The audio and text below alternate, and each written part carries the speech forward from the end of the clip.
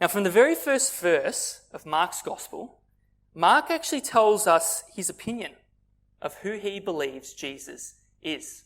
Let's go back there quickly. Mark chapter 1, verse 1. The beginning of the good news about Jesus, the Messiah, the Son of God. Therefore, that is why Mark's main purpose in writing his Gospel has been to draw his readers to come to his conclusion that this Jesus truly is the Messiah, the Son of God. However, for Mark to do that, he had to show us. He had to prove it. He had to provide evidence for it. And therefore, that is why one of the main themes in Mark's Gospel, especially the first half of his Gospel, is the theme of Jesus' identity. The theme of who Jesus is. Also that we, his readers, may finish reading Mark's Gospel and go, yes, based off the information here in Mark's Gospel, I now believe without a shadow of a doubt that Jesus truly is the Messiah, the Son of God. And what we're seeing here in this event today is that this theme of Jesus' identity is still shining through as clear as ever. And this is because Jesus' main purpose for this particular event, he was to show his disciples exactly this, a revelation of his identity. However, not so much a revelation of his identity as the human Messiah, but more so a revelation of his identity as the divine Son of God. In fact, this is probably one of the biggest revelations of Jesus' identity as the divine Son of God in Mark's whole Gospel. And Jesus makes this revelation so clear here in this event that the disciples, well, they immediately saw it for themselves. And we know this because Matthew's account actually records for us or how the disciples reacted to this very event when Jesus walked on the water. Let's read the disciples' reaction to Jesus walking on the water in Matthew's account. Matthew chapter 14, verse 33. Then those who were in the boat, the disciples, worshipped him, saying, "Truly you are the Son of God." Now, yes, the disciples most likely already had an inclination that this Jesus was in fact the divine Son of God based on all the things that they've already seen. But this revelation here, unlike the others, was so big and so unique, they could do nothing else in this moment but, quote, worship him, saying, "Truly you are the Son of God." In fact, this is actually the very first time the disciples are seen proclaiming Jesus to be the divine Son of God. The very first time. Something big and unique here in this event that they saw confirmed this truth about Jesus' identity with absolute certainty. Therefore, that is why Mark has included this event here in his gospel for us. Because there is something big and unique about this revelation here in this event that provides us with bulletproof evidence that Jesus truly is the Messiah, the Son of God. However, this revelation here in this event, it's very subtle. It's easily missed, easily read over by us on occasions. But once we finish going deeper into this very passage together today, it'll open our eyes too, to be able to see this big and unique revelation in here for ourselves. And we will see exactly what the disciples saw on this early morning. Now, last time, if you can remember, it was 2 months ago, we looked at the event of the feeding of the 5,000. And what we saw last time in that event was that Jesus created bread and fish from nothing and provided approximately 20,000 people each with a meal. And that according to verse 35, this all occurred in the late afternoon. However, that's actually not where the story finished. And what we see in the opening verse of our passage today is that it immediately picks up that story again from where we left off last time. So let's read the opening verse of our passage today and let's see how the story continues from last time. Verse 45. Immediately, Jesus made his disciples get into the boat and go on ahead of him to Bethsaida while he dismissed the crowd. Okay, so we come to the beginning of our passage here today. It's now very late in the afternoon. The sun is nearly about to set. The crowd have just finished eating the bread and the fish that Jesus had just provided for them only moments earlier. And now Jesus goes on to not only dismiss the crowd, but he also goes on to now command his disciples to get into their boat at the shoreline and go on ahead of him to Bethsaida by themselves. Then we read this, verse 46. After leaving them, Jesus went up on a mountainside to pray. Okay, so what we see here is that instead of Jesus just hopping into the boat here with his disciples here so that he can just, move on with his busy schedule, he instead sees the need to spend some alone time with his Father in prayer for a time being. How often do we make excuses for not praying? Excuses such as, I'm just too busy or too stressed at the moment to pray. Or my workload is just way too high at the moment to even think about praying. What we're seeing here is probably an example of one of the busiest men to ever live. And we got an example last time, didn't we, into how busy Jesus' schedule actually was. And we got that insight when we read in Mark chapter 6:31 that Jesus was so busy that he and his disciples, quote, did not even have a chance to eat. They were so busy at times that they didn't even have a chance to eat. What we've got to understand is that prayer is not supposed to be a secondary activity that we Christians do at the very end of the day if we get time. No, prayer is a priority that we Christians actively make time for each day, even on our busiest days, like Jesus has done here. And therefore, if prayer was a priority for a sinless man such as Jesus, then how much more should it be a priority for us? Now, as I mentioned before, as soon as Jesus left to go up on a mountainside to pray, the disciples walked down to the shore, got into their boat, and began their journey across the lake to Bethsaida. However, the disciples' journey to Bethsaida wasn't as smooth sailing as they first thought. Verse 47 to verse 48. Later that night, the boat was in the middle of the lake, and Jesus was alone on land. He saw the disciples straining at the oars because the wind was against them. Okay, so the disciples are in their boat, travelling across the lake towards Bethsaida by themselves. And then, all of a sudden, they find themselves face to face with a strong headwind that is blowing against them. A headwind that was so strong that despite hours and hours and hours of rowing, the disciples are only just now still in the middle of the lake. However, this slow progress to get to the other side of the lake wasn't due to a lack of effort by the disciples. No, it says here that the disciples were, quote, straining at the oars. They were giving it everything they had to try and row their way through this strong headwind. However, according to the other accounts of this exact same event, it actually wasn't just a strong headwind the disciples were up against here. No, John chapter 6 verse 18 tells us that, quote, the waters grew rough. And they were so rough that Matthew tells us this in Matthew chapter 14 verse 24. The boat was buffeted by the waves. This was a very dangerous windstorm for the disciples to be in the midst of here. Yes, this storm probably most likely wasn't life-threatening like that other storm we looked at back in Mark chapter 4. However, it is clear here that it was still far from safe.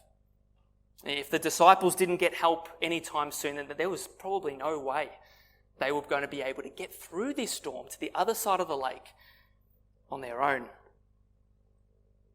Jesus, he comes to their rescue once again.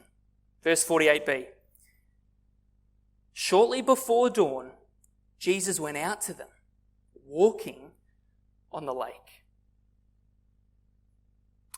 Now, before we get to Jesus' rescue mission here, did you notice something interesting about the timeline? Well, firstly, back in verse 47, if you can remember, it says this again, quote, "Later that night, Jesus saw the disciples straining at the oars." Now, the phrase "later that night" here in this context clearly refers to a particular time before midnight. Therefore, at a particular time before midnight, Jesus stood on the shore, looked out, and saw his disciples struggling in the midst of this dangerous windstorm. He saw them. However, what we see next is that Jesus doesn't actually go out to help them straight away. In fact, Jesus actually doesn't go out to help them until a time much, much later. How do we know this? Oh, verse 48b says this. Shortly before dawn, Jesus went out to them, walking on the lake. Now, the original Greek for the phrase "shortly before dawn" here literally means, quote, "the fourth watch of the night." And the fourth watch of the night, if you're not aware of this term, was a time period between 3 a.m. and 6 a.m. Therefore, what this timeline is showing us here is that after Jesus saw the disciples struggling in the midst of this dangerous windstorm at a particular time before midnight, it says here that he waited at least 3 hours, before he actually went out to help them. Jesus waited at least 3 hours. He just stood there, watching his disciples and waiting. He just waited. What is he showing us here today? Well, it's showing us that when we Christians today are in the midst of our own storms in our lives, Jesus won't always get us out of them straight away. How often do we pray to Jesus to get us out of our storms, to get us out of our hardships, to get us out of our trials, to then receive what seems to be no answer to our prayers? And when we receive what seems to be no answer to our prayers, how often do we think in those moments, where is Jesus? Is he even hearing my prayers? Well, we've got to realize that in these moments, Jesus, like he does here with his disciples, is always standing there, watching over our lives as we face the storms in our lives, hearing our prayers, waiting for a perfect time before he comes in and delivers us from it. However, until that perfect time comes, Jesus' answer to our prayers will always be, not yet. Not yet. Now we may look at this image here of Jesus standing on the shore waiting, whilst the disciples are just out there at sea suffering in the midst of this dangerous windstorm for hours on end, and think, why? Why did Jesus wait so long? Why did he wait until at least 3 a.m. before he delivered them from it? Why did he wait for a perfect time before he actually stepped in to deliver them from it? Because what Jesus cares about more than our health, more than our comfort, more than our prosperity on earth, is our growth in our faith and our holiness. And that is because growth in our faith and our holiness is ultimately what is best for us. And that is what Jesus wants for us. What is best for us? What is best for us? And sometimes for this growth in holiness and faith to occur, Jesus might actually have to step back and wait for a specific time before he actually steps in and delivers us from our storms in our lives. Exactly like what he's done here with the disciples. From this, what we've got to understand is that there is always a good purpose behind the waiting period, even in the midst of our own storms in our lives. But now, as As we come back to the story again, what we see is that for the disciples here, in their situation, that waiting period is now finally over. Let's read verse 48b again. Shortly before dawn, Jesus went out to them, walking on the lake. What we now see here is that the waiting period in Jesus' eyes has now served its good purpose. It's now the perfect time for Jesus to step in and deliver his disciples from this dangerous windstorm. And therefore it says here that he goes out to them, walking on the lake. What an image. A headwind so strong that not even a group of strong fishermen could push through. A water so rough that it buffeted their boat, and yet Jesus just walks on top of this lake in the midst of this storm as if it was nothing.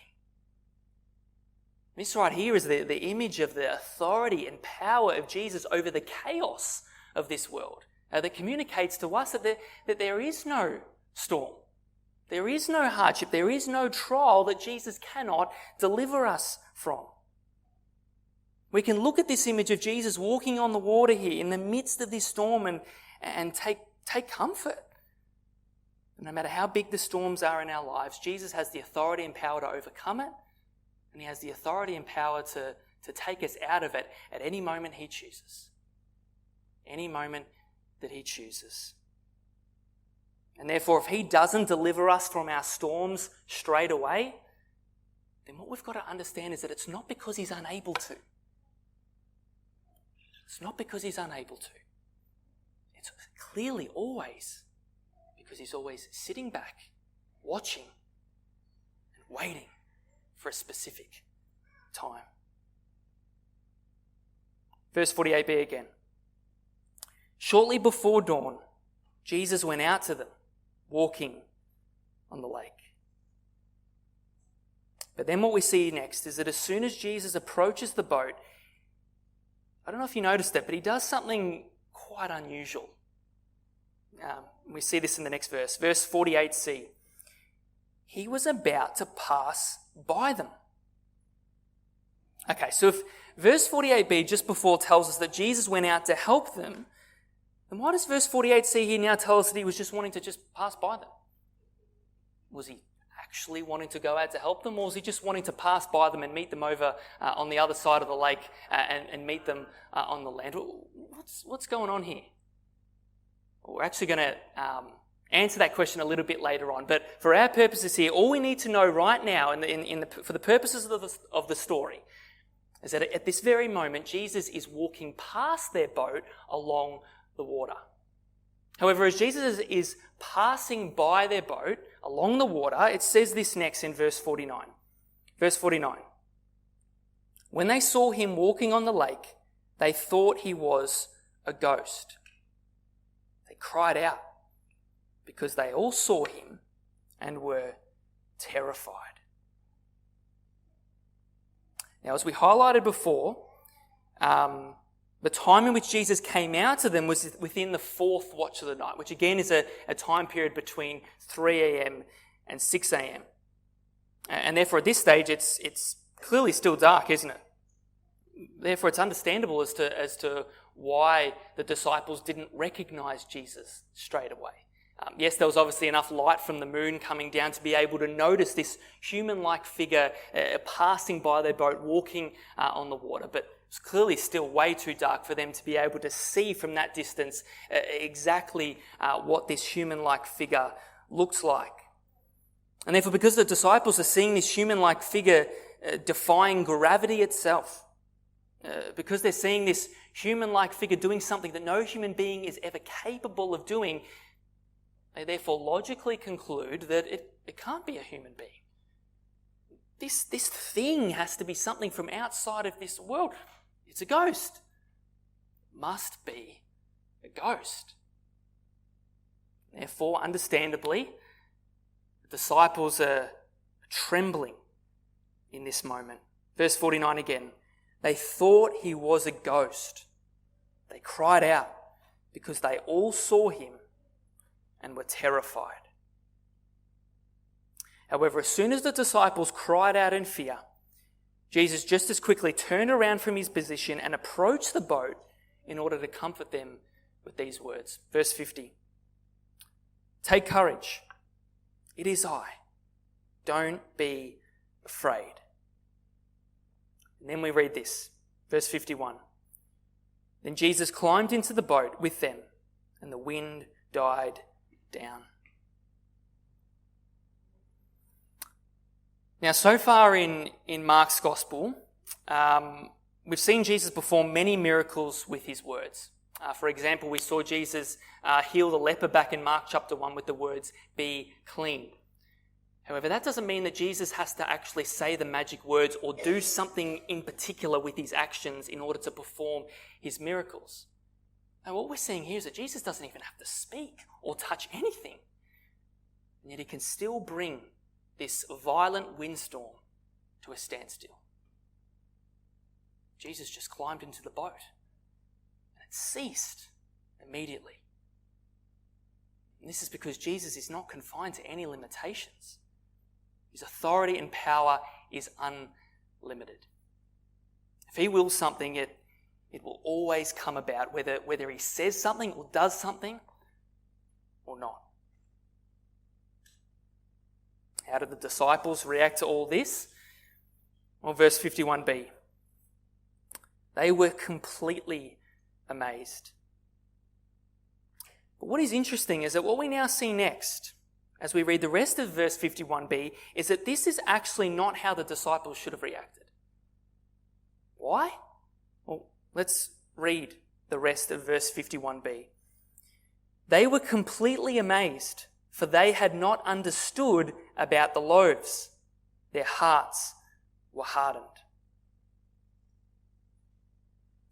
Now, at this stage of Mark's Gospel, what we've seen is that the disciples have already witnessed so much of Jesus' power. Only hours earlier, they witnessed Jesus' power in the event of the feeding of the 5,000. However, what we're now seeing here is that, according to Mark here, the disciples didn't actually understand that event. They didn't understand about the loaves, it says here. Now, of course, the disciples would have understood that it was Jesus who created all that bread and fish from nothing. They understood that much. But what they didn't understand was that by creating bread and fish from nothing, Jesus was actually trying to reveal to them his identity as the divine Son of God and what he, as the divine Son of God, is capable of. Jesus, by creating bread and fish from nothing, was trying to show his disciples that he is capable of doing all things. Now, yes, the disciples may have already had an inclination, like I said before, that Jesus was in fact the divine Son of God who is capable of doing all things. However, despite that, at this stage, they are still yet to fully see and grasp that yet. Because if they did fully see and grasp it, then they wouldn't have been so shocked and so amazed that when they saw Jesus walking on the water. Their reaction here is showing us, according to Mark, that they still are yet to fully understand what Jesus was trying to show them in the previous event in the feeding of the 5,000. However, unlike the event of the feeding of the 5,000, this revelation here, in this particular event, was finally the turning point for the disciples. This is because this revelation here, like I mentioned at the start, was the revelation that confirmed Jesus' identity to them. The revelation that led them here to worship Jesus for the very first time, as we read in the Gospels. The revelation that led them here to proclaim Jesus, that he truly is the divine Son of God. And again, that was because there is something big and unique here in this particular event, in this particular revelation that all the disciples saw. And now as we now together go through this passage again very quickly, and as we look into the finer details of this passage, it'll open our eyes too, to be able to see this big and unique revelation in here for ourselves. And like I said at the start, we will see what the disciples saw in these moments. So let's do that now. Firstly, number one, we read this in Job chapter 9, verse 8. God alone treads on the waves of the sea. Therefore, God is not one of many who treads on the waves of the sea. No, God alone, it says here, treads on the waves of the sea. No one else. And yet Jesus is showing his disciples and us here of him doing exactly this, treading on the waves of the sea. Jesus is trying to show us that he is the divine Son of God who is doing what only God is capable of doing. Secondly, number two, we also read earlier in verse 48c that unusual statement, Jesus was about to pass by them. Now, the original Greek for this verse that I didn't mention before, for this statement here, is literally, quote, Jesus was wanting to pass by them. Jesus was wanting to pass by them. And what we noted earlier was how unusual this is. If Jesus went out wanting to help them, then why was he also wanting to just pass by them? It seems to make no sense. But nonetheless, Mark has included this in here, in his gospel, in this event, for a reason. And it's to point us to the Old Testament. It's to point us to what God does every single time he wants to reveal his divine glory to human beings. And one of those examples from the Old Testament is the passage that Bill read for us earlier from Exodus chapter 33, verse 18 to 23. And I'll read a snippet of that again. Let's read that. Then Moses said, "Now show me your glory." And the Lord said, "I will cause all my goodness to pass in front of you, and I will proclaim my name, the Lord, in your presence." Then the Lord said, "There is a place near me where you may stand on a rock.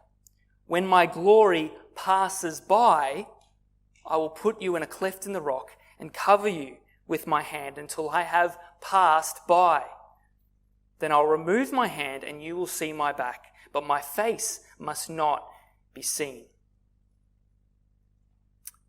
Let's look at one more example from the Old Testament. Another example is in 1 Kings chapter 19, where God wants to reveal his divine glory to Elijah.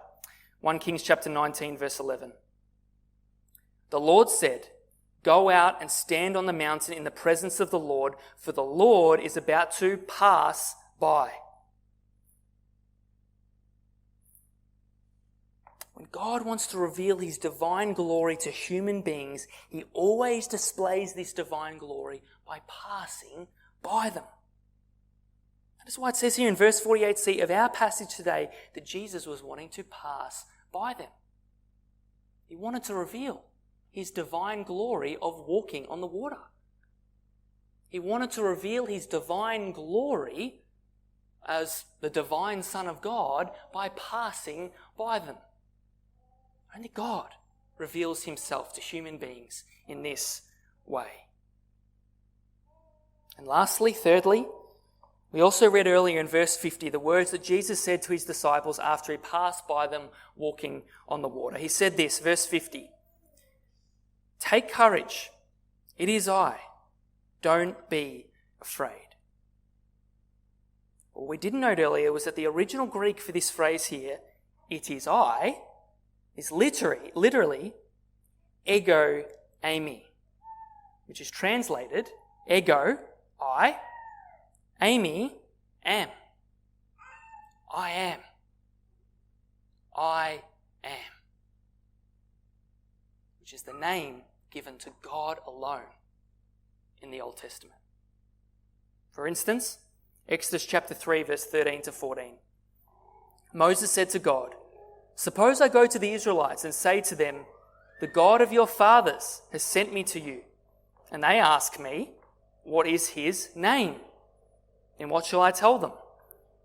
God said to Moses, I am who I am. This is what you are to say to the Israelites. I am has sent me to you. This is my name forever. I am is the name given to God alone. And yet what is really interesting is that what we actually see throughout the gospel accounts is that there are actually numerous times when Jesus refers to himself by this same name. And whenever he does, the gospel writers every single time use this unique and rare phrase, ego eimi. For instance, John chapter 18 verse 6 says this. When Jesus said, I am he, ego eimi, they drew back and fell to the ground.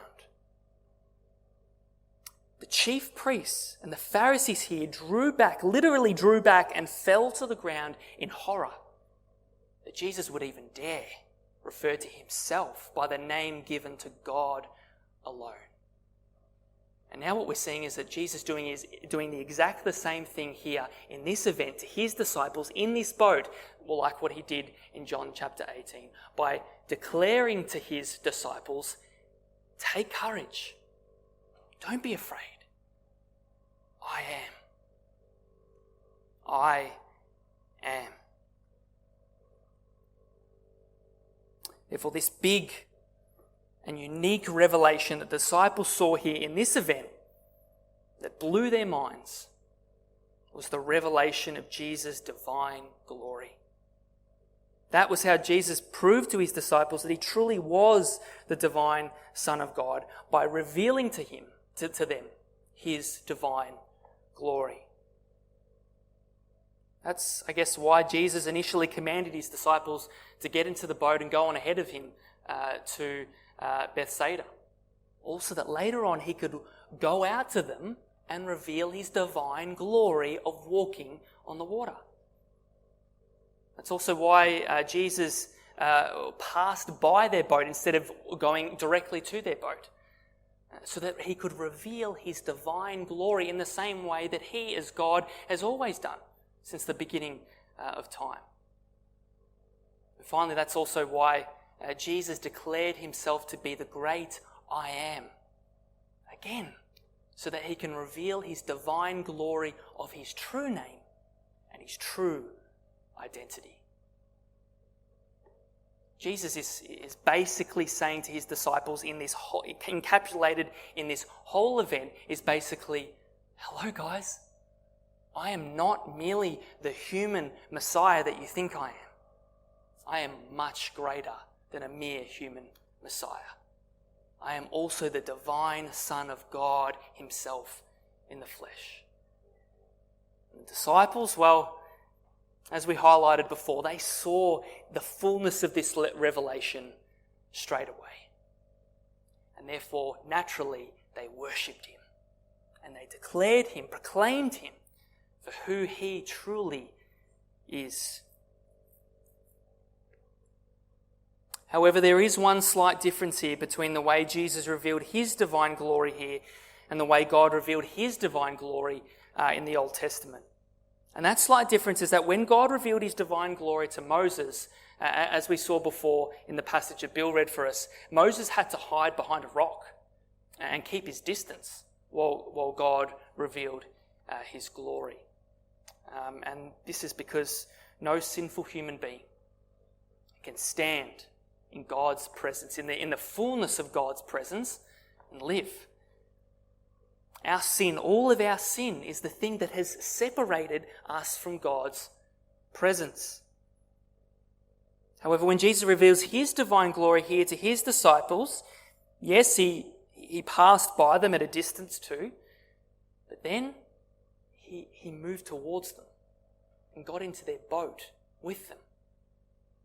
Now, this is different to what the Old Testament has shown us. And Mark is giving us a taste of what Jesus has come to earth to do. And that is to bring us back into his presence again. And as we'll see later on in his gospel, Jesus does this. Jesus does this by going to the cross in order to take away our sins that cause this separation from God's presence in the first place. The cross must be and is the only thing that brings us back into God's presence again. And this scene here in this incredible passage illustrates that for us today. Amazing.